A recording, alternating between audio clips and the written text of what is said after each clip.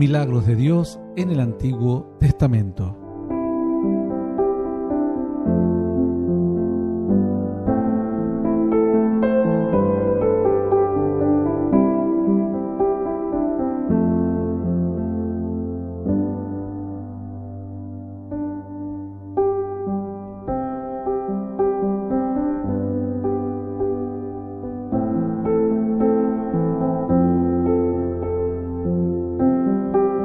Muy bien, llegamos a nuestra estación de los milagros de Dios en el Antiguo Testamento. Y hoy vamos a continuar con la historia de Génesis, en el capítulo 22.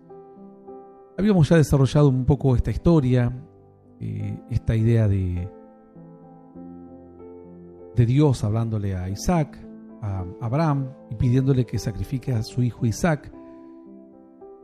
Y la idea obviamente, del monte, de subir al monte, del sacrificio, del esfuerzo, esto que era figura del sacrificio del unigénito Hijo de Dios, de Cristo, entre otros aspectos que ya hemos mencionado. Hoy vamos a continuar con esto y vamos a ver, dice el versículo 9, estoy en Génesis 22, y extendió Abraham su mano y tomó el cuchillo para degollar a su hijo. Digamos aquí, esto lo habíamos visto, que Abraham esperó hasta el último momento, que tal vez, quizás, Dios podía hacer algo, o tenía la esperanza de que Dios pudiese intervenir y hacer algo a favor de su hijo, ¿no?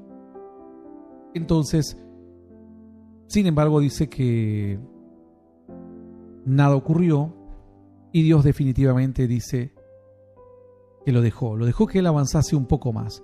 ¿Qué hizo entonces? Dice la Escritura que extiende su mano, visto que ya no había vuelta atrás, extiende su mano para hacerle daño al muchacho, porque ya era lo único que iba a satisfacer, obviamente, la petición de Dios. En aquel entonces era lo único que había, la única acción que se debía tomar. Parecería entonces que era la voluntad de Dios matar al único hijo.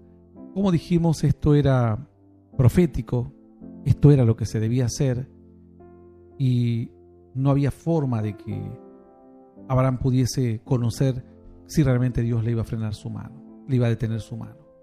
Verso 10 dice: extendió Abraham su mano y tomó el cuchillo para degollar a su hijo. Ya no quedaba otra, había que hacer el sacrificio. Basta de palabras, basta de actitudes. Lo que había que hacer era simplemente confirmar con un hecho, con un acto, todo lo que él había hablado, o lo que él decía, lo que él declaraba, o lo que Dios le había hablado y la relación que tenía con Dios. En un hecho, ¿no? Difícil de tomar. Dice que extendió su mano y tomó el cuchillo para degollar al niño. Entonces el ángel de Jehová le dio voces desde el cielo y le dijo: Abraham, Abraham. Y él respondió: heme aquí. Es decir, en el último minuto le habló, ni el último minuto diríamos, en los últimos segundos de la decisión. Dios siempre llega a tiempo. Esta es la buena enseñanza que podemos tener. Dios siempre llega a tiempo. A veces no es nuestro tiempo, ¿no? La Biblia dice que nuestros caminos no son los caminos de Dios. Y nuestros pasos, nuestras decisiones, nuestro punto de vista nunca es exactamente al de Dios. Abraham esperaba que Dios le hable antes. 3 días le tomó llegar al monte Moriah, luego subir al monte, preparar la leña, llevar la leña, preparar el altar, y así un paso tras otro paso, pero sin embargo Dios no le hablaba, no intervenía. Él tenía que tomar esa actitud, él tenía que dar un paso de fe. Esta era una prueba. Yo me pregunto, ¿cuántas pruebas similares habremos atravesado y en algunas habremos fallado? Por incredulidad, por anteponer nuestras ideas antes que las ideas de Dios, por nuestros pensamientos, ¿no? Y la Escritura dice que nuestros pensamientos no son los pensamientos de Dios, entonces debemos tratar de entender sus pensamientos primero para ver en qué momento se dividen estas dos ideas, la de Dios por un lado, para la derecha, y la mía para la izquierda? ¿En qué momento los caminos se bifurcan, es decir, se separan? Porque en algún momento Dios nos habla a todos. Dios nos da su perdón, su misericordia, su amor, pero en algún momento nuestros caminos se van separando, que luego caemos en falsas enseñanzas, en falsas doctrinas, caemos en religión, caemos en costumbrismo, caemos en falsedad, en una convicción light, laxa, tibia. ¿En qué momento nos separamos? ¿En qué momento se separó nuestro pensamiento del de Dios? Si Abraham no obedecía a Dios, sus pensamientos, los planes se iban a separar. Bueno, esta es la idea que tenemos que entender. Si Abraham en este momento anteponía sus emociones, el amor, el afecto que tenía por su hijo, los sueños que tenía para con él, verdaderamente se iba a ir de la voluntad de Dios. Todos tenemos afectos, esposos, esposas, madres, padres, hijos, hermanos, pero en algún momento vamos a ser confrontados. Por eso el Señor dijo: el que ame más a padre, madre, más que a mí, no es digno de mí. Porque en algún momento vas a estar como entre la espada y la pared. Tus emociones van a ser confrontadas, tus sentimientos van a ser confrontados. Y vos vas a tener que tomar una decisión. Si obedecer a tu marido o obedecer a Dios. Si obedecer a tu esposa o a la palabra del Señor, o a tus hijos. ¿Cuántas personas se han alejado por causa de sus hijos? ¿Cuántos pastores han tomado sus hijos y los han puesto en lugares que no deberían haberlos puesto nunca? ¿Por qué? Porque amaron más a sus hijos que la obra de Dios.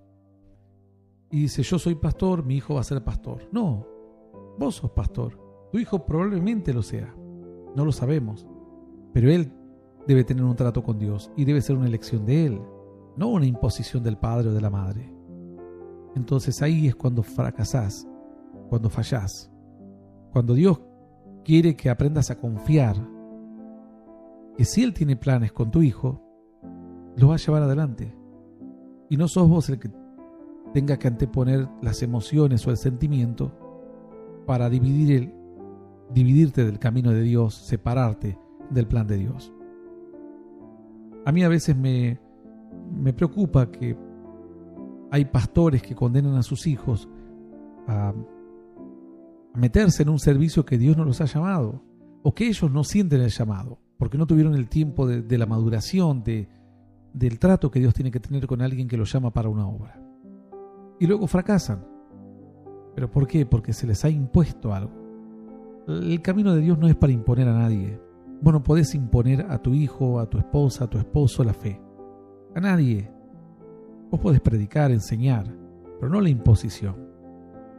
Porque la imposición es una cuestión de tu afecto, de tu sentir. Vos querés ver a tu hija predicando a las naciones, o a tu esposa como la gran sierva del Señor.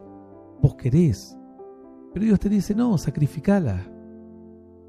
Deja que yo la voy a dejar en ese lugar, ahí donde está, que a vos te parece que no es lo que vos querías.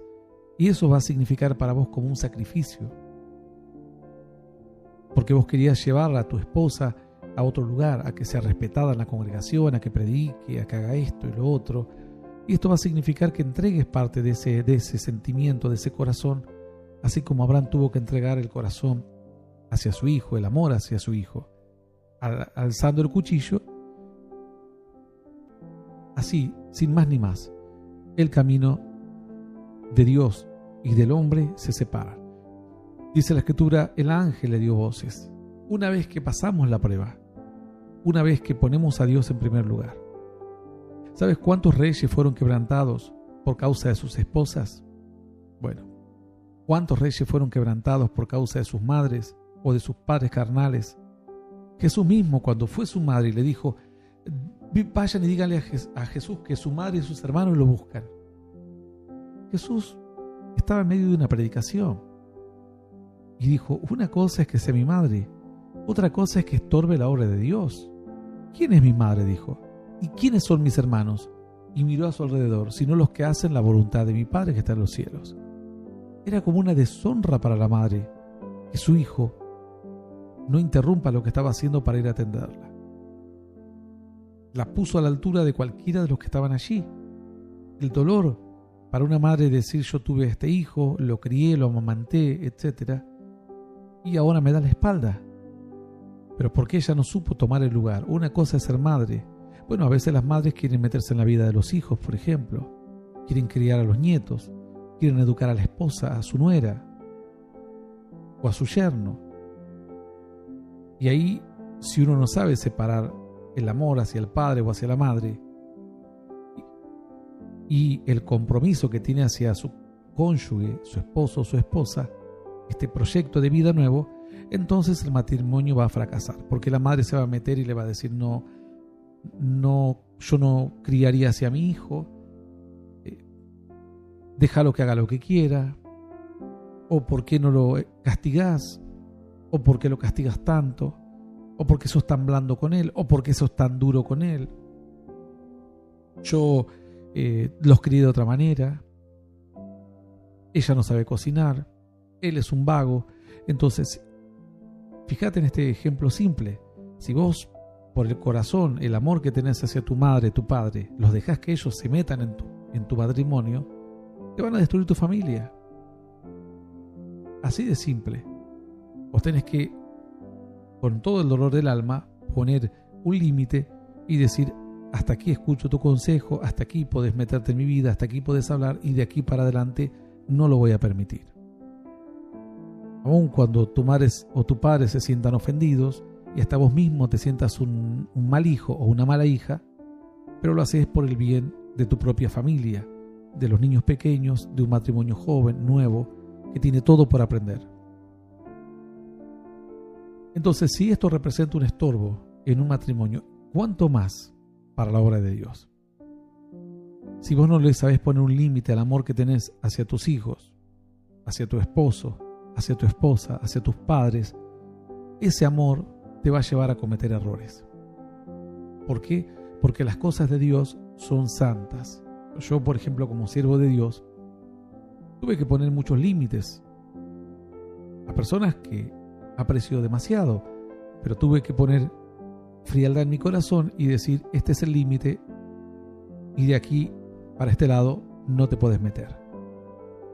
Bueno, me provocó también muchas broncas, y a todo aquel que pastorea a su familia o que tiene a su familia en su entorno de espiritual, también le habrá pasado algo similar, porque esto no es ajeno a otros tantos hombres de Dios.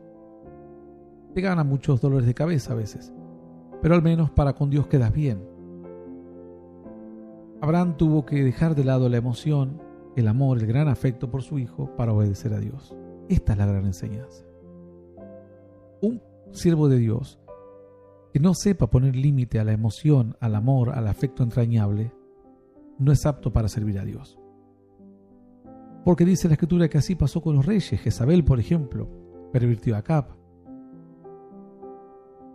Y Acab trataba de ser un buen rey, pero Jezabel lo incitaba a hacer lo malo. Abraham, en este caso Salomón, también dice que fue incentivado por sus esposas a hacer lo malo. Herodes, ¿recuerdan aquel que encarceló a este varón Juan el Bautista? Dice la Escritura que para una fiesta su hija danzó para él y luego el rey le dijo, pídeme lo que quieras y hasta la mitad del reino te voy a dar, es decir, te puedo dar lo que vos quieras. Y su madre la incitó para pedir la cabeza de Juan el Bautista en una bandeja. Al rey le pesó mucho, pero amaba mucho a su hija, amaba mucho a su esposa. Tenía temor de Dios, claro que tenía temor de Dios, porque le dolía lo que Juan el Bautista le decía. Era el hombre más importante de aquella región y tenía mucho temor de Dios. Pero el amor hacia su esposa, hacia su hija, era más grande que aquel temor vago que tenía él, es decir, no un temor encaminado porque no era un hombre de fe, pero sí tenía temor, respeto a Dios. Había límites que no iba a pasar. Bueno, esto podemos aplicarlo en diferentes aspectos de nuestra vida. Amigos que nos dicen, vení, vamos a drogarnos. Y vos no le querés decir que no por temor a perder la amistad. Vos no le querés decir que no por temor a ser como expulsado de un círculo de amigos o de un círculo social. Entonces, si ellos dicen ahora hay que ser swingers y todo esto, vamos. Ahora hay que intercambiar parejas, vamos. Hay que drogarse, vamos. Porque tenés miedo a enfrentar, apreciás a esa gente, te sentís cómodo con estas personas y esa es tu peor debilidad. El sentimiento de afecto que tenés hacia ellos. Se valen. Es como un hijo malcriado, ¿no? Sabe que es malcriado, sabe que es debilidad para su madre o para su padre y pide lo que sea y hace lo que sea. Y sabe que nunca tendrá límites porque sus padres lo aman tanto que le darán todo lo que él quiera. Entonces se aprovecha de esa debilidad que tienen los padres para ir traspasando límites. Hasta en algún momento lo quieren retar prácticamente a los padres o dominar a los padres. Bueno, los hijos tiranos o los hijos malcriados, los niños tiranos, es un ejemplo también concreto acerca de esto. Otra enseñanza que nos deja Dios.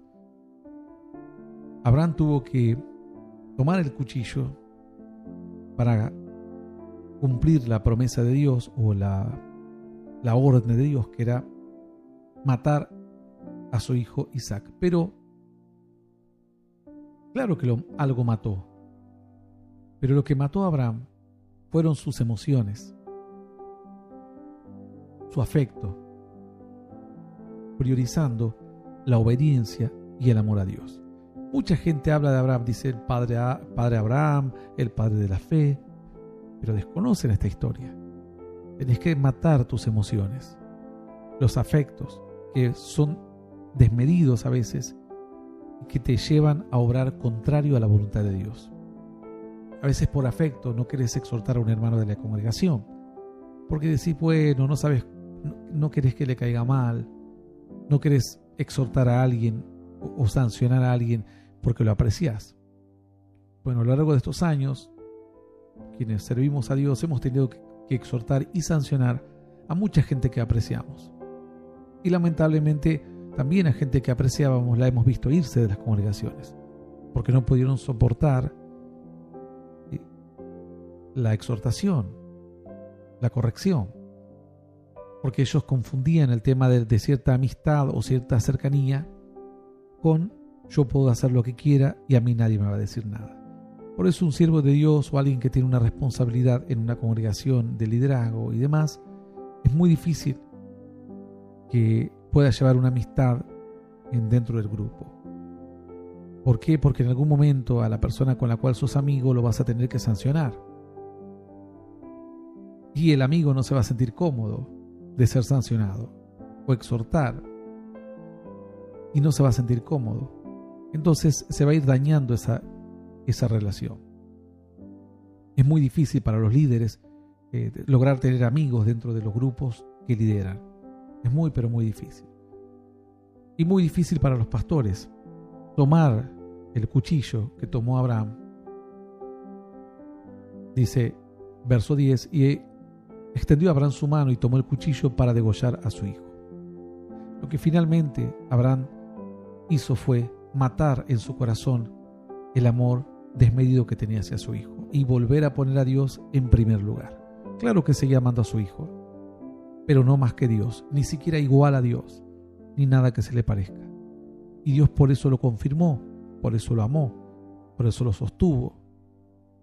Por eso fue llamado amigo de Dios.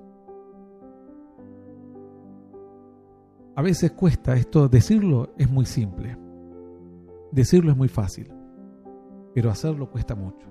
Cuando tenés que exhortar a aquella persona que amás y no sabes qué palabras usar, no sabes cómo, y parece que te duele más a vos que a aquel a quien estás exhortando. Tenés que tomar el cuchillo y tomar una decisión drástica. Es decir, sos mi amigo, sos mi esposa, sos mi esposo, sos mi hija, mi hijo, mi padre, mi madre, mi tío, mi tía, pero tengo que matar ese afecto que tengo y ponerlo en el segundo lugar o en el tercer lugar. Y en el primer lugar tiene que estar Dios. En el segundo lugar tenés que estar vos. Y en el tercer lugar todos los demás. Algunos dicen, no, yo pensé que primero Dios, después los demás y después yo. No. Primero vos, primero Dios, después vos, después los demás.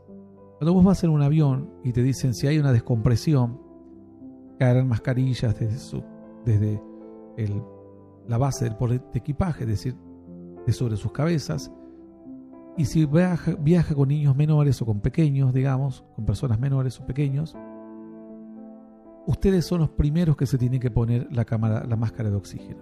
Y después los niños. Porque si vos tenés 2 niños e intentás ponerle al primero y luego te falta el oxígeno, no le alcanzás a poner al segundo. Y te quedás sin oxígeno vos y tu segundo hijo.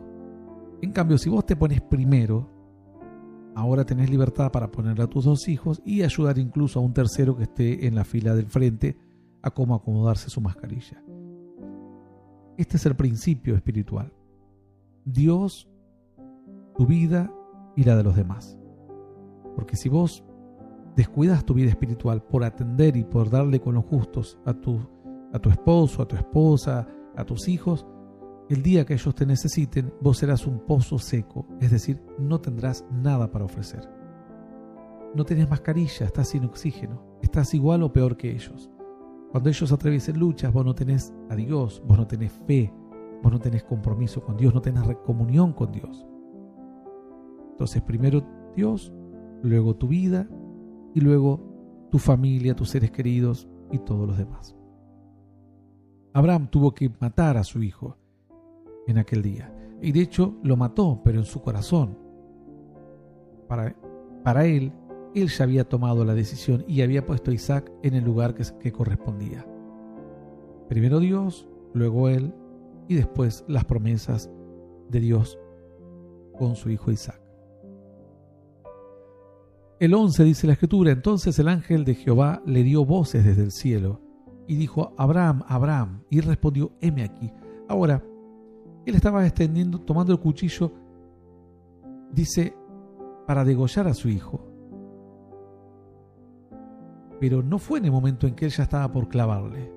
Dice que él, mientras tomaba el cuchillo para matar, estaba todavía pendiente de que Dios pueda hablar. Hasta último momento esperó.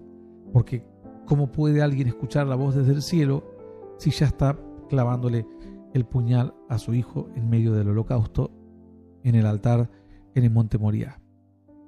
Él todavía tenía el cuchillo, iba a clavar a su hijo, pero siempre el último segundo para él era de esperanza. Los últimos segundos esperaba oír, ver algo, una señal, y la recibió.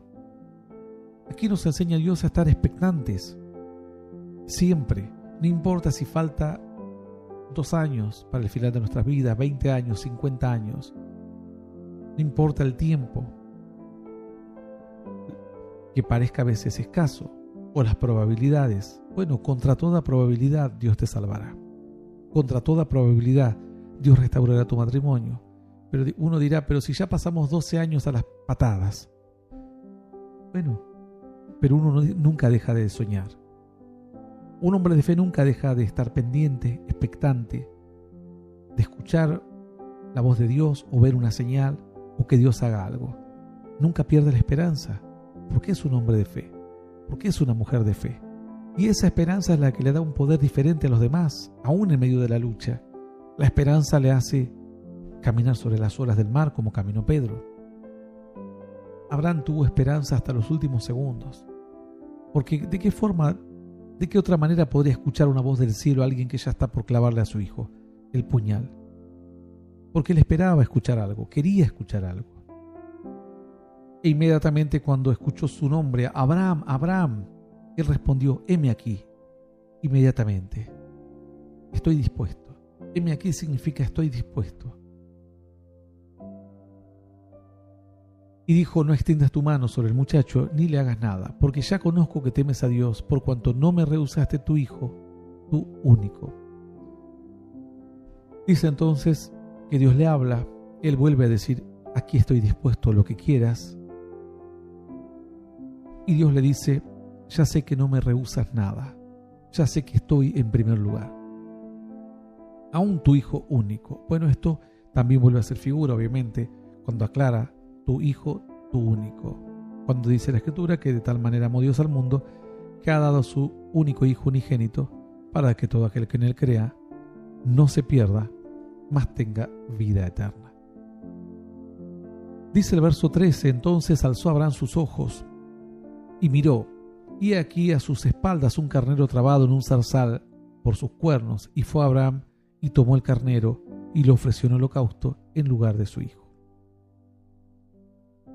Dice que a sus espaldas, ¿en qué momento ese animal quedó trabado? Es común que estos animales en ciertas malezas se traben en los matorrales, pero no era común que aparezcan en el monte, digamos, un animal de esas características. ¿Cómo llegó? Obviamente nadie sabe. Abraham antes había dicho, cuando su hijo le preguntó, ¿dónde está el animal? Tenemos la leña, tenemos el fuego, pero no tenemos el sacrificio. Abraham le respondió a Isaac su hijo y le dijo, Dios se proveerá de cordero para el holocausto, hijo mío. En el verso 8 le dice así. Y finalmente, en el verso 13, dice que Abraham alzó sus ojos y miró. Probablemente siempre estuvo allí, o estuvo en el proceso en que él estaba armando el altar, pero con los nervios, con el estrés, con el dolor de su alma, no podía ver, porque no es que inmediatamente aparece. El animal llegó y se trabó entre los matorrales. Quedó atascado, digamos. Pero él ahora estaba bajo una presión, bajo un estrés tremendo, que no podía mirar a su alrededor. Cuando Dios le da paz y le habla, ahora puede mirar tranquilamente alrededor y decir, bueno, ¿dónde estoy? ¿Por qué llegué aquí? ¿Qué era lo que Dios quería enseñarme? ¿Qué querrá ahora?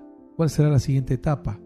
Porque dice la Escritura, después de que Dios le dice, no extiendas tu mano sobre el muchacho ni le hagas nada, porque ya conozco que temes a Dios por cuanto no me rehusaste tu hijo, tu único. Entonces alzó Abraham sus ojos y miró. Quiere decir que antes no podía contemplar a su alrededor, porque el estrés, la preocupación, el dolor, la tristeza, la agonía, la angustia que tenía un padre que iba a sacrificar a su único hijo en un altar, lo había enceguecido. Y esta es otra enseñanza que nos da Dios. Quizás tenemos que aprender a alzar nuestros ojos, a pesar del estrés, a pesar del dolor. Dice que Jesús en un momento le habla a los discípulos y les dice, ustedes dicen que todavía falta mucho tiempo para la siega, que todavía no ha llegado el clima necesario. Pero el Señor les dijo, pero yo les digo, alzad vuestros ojos y mirad, y ved que los campos ya están listos para la siega. Es decir, ustedes esperaban un tiempo según el cual la bendición iba a venir. Pero Dios les dice, no, el tiempo ya es hoy. Solo tienen que alzar los ojos, empezar a mirar con el Espíritu de Dios, con la sabiduría de Dios, y van a ver que los campos están listos para la siega. No es mañana, no hay que esperar nada. Ya es el tiempo de la bendición. Pero si yo todavía la estoy esperando porque creo que va a venir más adelante, todavía no la veo, no la ves por la angustia, no la ves por el dolor que te provoca una separación, un adulterio, el engaño, no la ves por la dificultad que te provoca el vivir con escasez económica o estar en enfermedad. Pero dice Dios, alza los ojos, levantad tus cabezas, levantad vuestras cabezas, dice Dios. Entonces, cuando Dios nos habla esto de levantar nuestras cabezas, nos dice, miren más allá. Cuando una persona está triste, dice, ¿qué andas cabizbaja? Dice, andas cabizbajo. Quiere decir, andas con la cabeza agachada, ¿no? con los pies pesados, dice, algo te pasa. Pero cuando una persona anda con la mirada alta, entonces uno tiene otra impronta, tiene otro carácter, tiene otra visión, tiene otra actitud para enfrentar los desafíos de la vida. Ahora es un vencedor, ahora es un valiente. Entonces Dios dice que alcemos nuestras cabezas.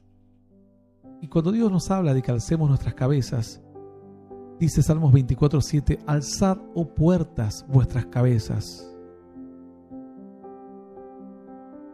Esto dice el Salmo 24:7. Dice, alzad, oh puertas, vuestras cabezas, alzaos, del 9 en adelante, por supuesto, vosotras puertas eternas, y entrará el Rey de Gloria. Ahora yo me pregunto, este pasaje es un pasaje tremendo,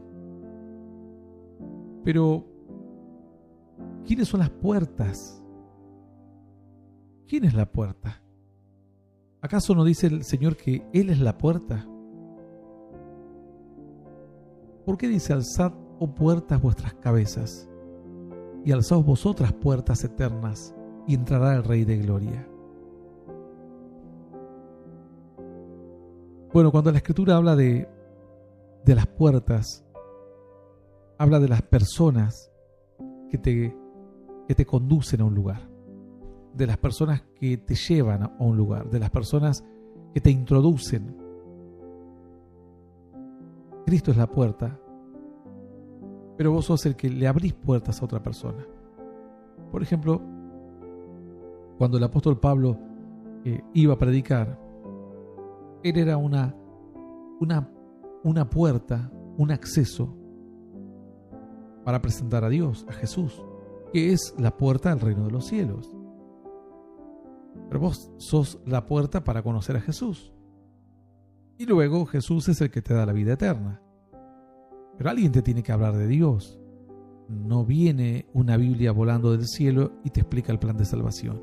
Sos vos el que le abrís este mundo de posibilidades o esta cantidad enorme de posibilidades de fe y de bendición a una persona cuando le acercas el mensaje de Dios. Entonces la Escritura en Salmos 24 nos está hablando de las puertas. Pero a su vez todos sabemos que las puertas, que Jesús es la puerta. Él dijo, yo soy la puerta, el que por mí entrare será salvo. Pero la Escritura dice en Salmos 24:7, alzad, oh puertas, vuestras cabezas, y alzaos vosotras puertas eternas. Aquí puertas son los hombres que traen enseñanzas de fe, es decir, las personas que predican, no un hombre. El hombre que trae una doctrina, una enseñanza. Abraham, por ejemplo, fue una puerta para conocer a Dios para las generaciones de Jacob o de Isaac. La generación de Jacob fue una puerta para conocer a Dios a la generación, por ejemplo, del pueblo en el desierto, la generación de Josué. La generación de José fue una puerta para que la generación de los jueces, de Sansón, de Débora, Barak, Otoniel, conozcan la historia de este hombre Gedeón y a través de ella se inspiren y entren a conocer la gloria de Dios. Es decir, esos, los hombres con sus obras, con sus llamamientos, son estas primeras puertas. Y luego dice, y alzaos vosotras puertas eternas. Fíjate que habla de dos puertas. Y dice, alzaos vuestras cabezas. Las puertas eternas representan el plan de la salvación. El plan que está realizado desde la fundación del mundo, pero que todavía ve los vaivenes de este plan, las luchas, las idas y vueltas, que de repente ven a los apóstoles ser apedreados y parece que la fe se acabó, a Jesucristo crucificado y parece que la fe fue derrotada, a Jeremías en una cisterna y parece que la voz de Dios es apagada, a los falsos profetas en esta generación y parece que el plan de Dios todavía no llega a su momento cúlmine de esplendoroso. Entonces es como que las puertas se desaniman un poco y comienzan a cabecear, ¿no? ¿No te suena esto? ¿Recuerdas esta historia de las vírgenes. Dice que esperaban a sus maridos, la mitad de ellas eran prudentes y la mitad de ellas eran insensatas. Las prudentes dice que tenían aceite en sus lámparas, pero las insensatas dice que no tenían aceite en sus lámparas. Entonces, dice la Escritura que a medianoche, entonces se escucha la voz del esposo y algunas estaban cabeceando, dice que ya se dormían, no tomaron aceite. Tardándose el esposo, dice, esto podés encontrarlo en Mateo 25:5, y tardándose el esposo cabecearon todas y se durmieron. Fíjate que tanto las vírgenes prudentes, las que tenían aceite, que representa a la iglesia que está dispuesta, siempre atenta a entender la palabra, a obedecer a Dios, a corregir errores, a buscar la santidad de Dios, a esperar que se cumplan sus tiempos y sus sazones, y las otras que no les importó nada, que serían los falsos profetas, estos mentirosos, farsantes, o incluso los cristianos tibios, que van cuando se les da la gana, que colaboran si un día, se les ocurre que hay que colaborar, cero compromiso, cero participación, misericordia, cero misericordia para el prójimo, aquel que necesita que las puertas de una congregación sigan abiertas. Como él ya está salvado y bendecido, no le importa los que todavía no lo están. Pero todos dice que cabecearon. ¿Y qué pasa cuando cabeceas? ¿Qué es cabecear? Se te cae la cabeza para abajo, te dormís. Entonces se durmieron todas. Se durmieron tanto las buenas como las malas, las prudentes como las insensatas. Entonces, ¿qué dice la Escritura aquí? Alzad puertas vuestras cabezas y alzad vosotras puertas eternas y entrará el Rey de Gloria. Es decir, ustedes son los que tienen que levantar la cabeza ahora. Ustedes son los que tienen que tener ahora una actitud buena, una actitud de poder, una actitud de gloria. Ustedes son los que ahora se tienen que levantar, que esforzar. Dice que entonces Abraham alzó sus ojos, dice, alzó Abraham sus ojos y miró. Pero el Salmo le decía el Salmo, hay que alzar las cabezas, porque entonces vamos a poder mirar mejor. Porque a veces el tiempo, la espera, las luchas nos hacen cabecear. Nos olvidamos de las promesas, nos olvidamos de lo que Dios nos dio, nos olvidamos de las experiencias, nos olvidamos de las promesas que hicimos para con Dios, de sus milagros, de la experiencia que hemos tenido con Dios, de sus planes, y nos dormimos un poco. Cabeceamos. Los que queremos buscar a Dios definitivamente y los que no quieren buscar a Dios de verdad. Y aún los falsos profetas, todos en algún momento cabecean. El asunto es que cuando se levantan las cabezas, los que tienen aceite en sus lámparas reciben al Rey de Gloria. Es decir, las que fueron prudentes pudieron entrar y recibir a su esposo. Las que fueron insensatas alzaron sus cabezas para mirar a su alrededor y lo único que encontraron fue oscuridad y tinieblas.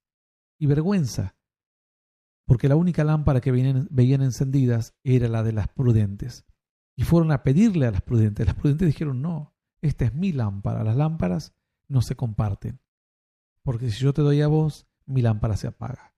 Vos no podés ser bendecido simplemente porque yo te pegue una cachetada. La lámpara no se comparte. Te puedo enseñar cómo es. Te puedo guiar. Te puedo animar. Puedo ir a hacerte una cruzada de milagros. Poner fuego debajo de tus pies. Pedir a Dios que lo haga. Para que de esa manera arda nuevamente tu lámpara.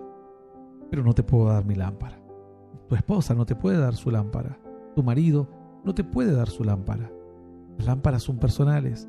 Cada uno la tiene que alimentar, ponerle aceite, cuidar, para que cuando venga el momento, levantemos nuestra cabeza y veamos luz y tengamos las cosas claras. Todos en algún momento podemos estar cabizbajos. Nadie está exento. Jesús mismo en el Getsemaní dijo, Padre, si es posible, aparta de mí esta copa. También su cabeza estaba desanimada. Pero dice la Escritura el Salmo 24, dice: alzad puertas vuestras cabezas. Puertas, ustedes, los que representan el plan de Dios, alcen vuestras cabezas. Porque si ustedes no alzan las cabezas, no viene la bendición. Alzar la cabeza significa una señal de fe. Mira a tu alrededor. Jesús dijo: miren, cuando vean más con detenimiento, con fe, van a ver que los campos ya están listos. Dicen: no, pero esperamos el avivamiento. A mí se cansaron de decirme que había un avivamiento que iba a venir.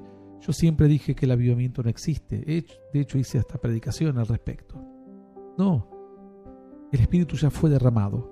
Está en cada uno de nosotros el poder encontrar la bendición, levantar nuestras cabezas, mirar lejos, y vamos a ver que Dios realmente tiene un plan y tiene un propósito para nuestras vidas.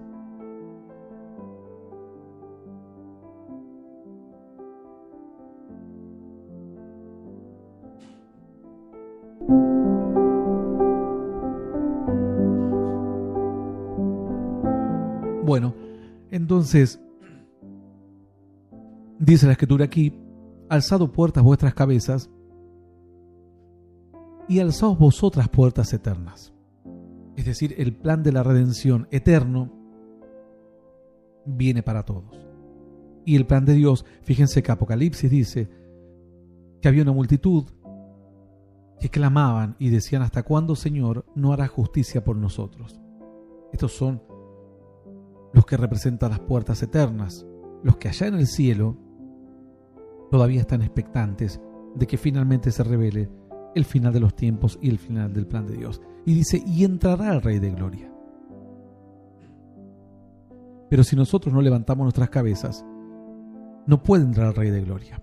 ¿Quién es el Rey de Gloria?, pregunta el verso 8, estoy en Salmos 24, del 7 en adelante. ¿Quién es el Rey de Gloria? Jehová el fuerte y valiente, Jehová el poderoso en batalla. Vuelve a decir el verso 9, y repite otra vez: alzad, oh puertas, vuestras cabezas, y alzad vosotras puertas eternas, y entrará el Rey de Gloria. Y vuelve a preguntar otra vez en el verso 10: ¿quién es este Rey de Gloria? Jehová de los ejércitos, Él es el Rey de Gloria. Entonces fíjense cómo me vi obligado de salir de Génesis 22, y estábamos hablando en el versículo 13. Entonces alzó Abraham sus ojos y miró, para enseñarte y explicarte desde la Biblia, porque yo te lo puedo mencionar al pasar, pero quizás vos no vas a tener la seguridad que tenga fundamento esta idea, y vas a pensar que a mí se me ocurre y que es cuestión de que la Biblia uno la lea y a ver qué le nace en la cabeza. No, no es así. Es cuestión de qué entendimiento tenés de la palabra. Y entonces vas a aprender a relacionar las historias y vas a tomar doctrinas, temas de la Biblia que están asociados. Aquí el hecho de alzar sus ojos significa tener otra actitud. Salmos 24 es muy lindo, puedes leerlo, y te he leído parte de Mateo 25 en la historia de las vírgenes, cuando cabecearon todas, 25:5, y cabecearon todas, dice, y se durmieron. Pero aquí dice la Escritura que Abraham finalmente alza sus ojos y miró. Y aquí dice: a sus espaldas un carnero trabado en un zarzal por sus cuernos. Y fue Abraham y tomó el carnero y lo ofreció en holocausto en lugar de su hijo. Bueno, aquí también es otra cosa muy importante, pero vamos a entrar a un tema que nos va a llevar mucho más desarrollarlo, por lo cual prefiero ir enseñándote paso a paso profundamente la palabra, pero en forma muy didáctica y simple, para que cualquiera, incluso los niños, la puedan entender. Luego veremos esto del carnero trabado en el zarzal, que luego Abraham ofrece en holocausto. Nos vamos de la estación.